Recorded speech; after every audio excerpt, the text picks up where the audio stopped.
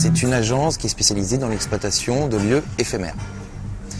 En interne, nous avons une structure, une agence de personnel spécialisé qui nous permet de répondre à tous nos besoins spécifiques dans le cadre de l'exploitation de lieux.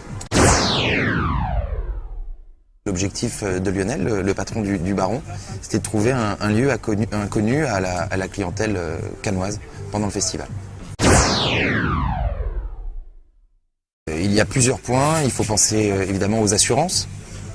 Il faut souscrire des assurances spécifiques qui correspondent à la valeur de tout ce qui est confié par le lieu qui nous prête l'établissement, au nombre d'employés. Ça, c'est la partie assurance.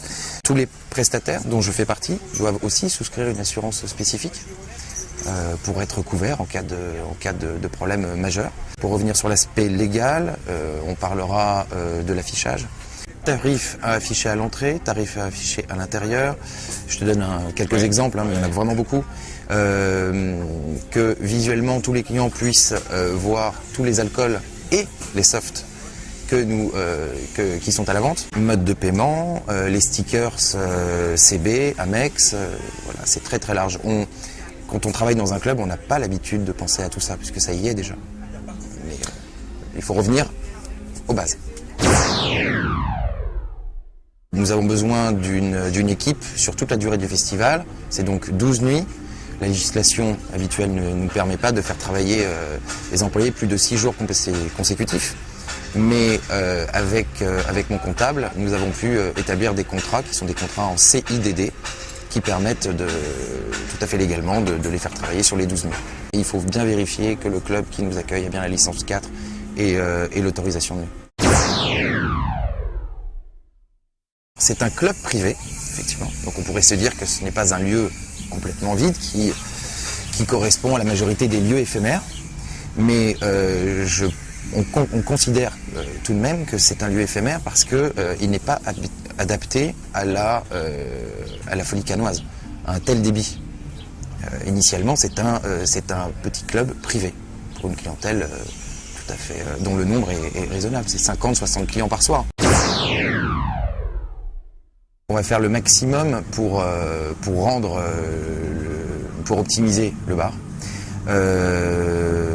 Romain du Go Spirits sera sur place et pourra nous apporter aussi des conseils.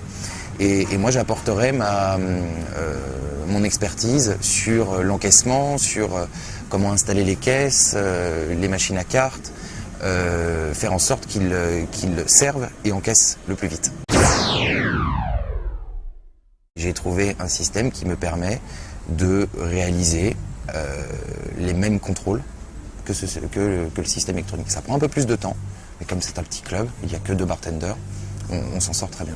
Il me permet de calculer le nombre de doses par alcool servies, c'est-à-dire ou vendues ou offertes, par bartender. Donc à la fin du service, j'ai fait mon petit calcul, mon ordinateur me donne un chiffre, et le bartender, je dois comparer avec ce que le bartender va me rendre. Voilà.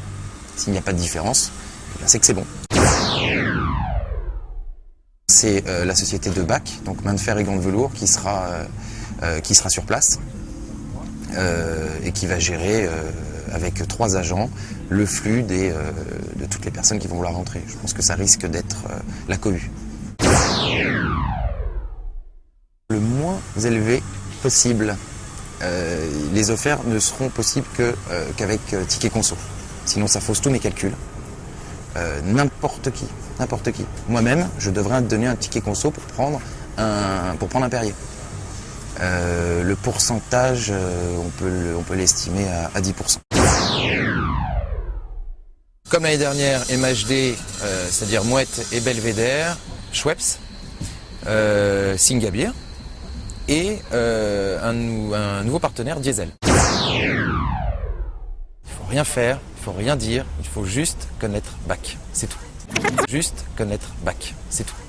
Juste connaître Bac, c'est tout.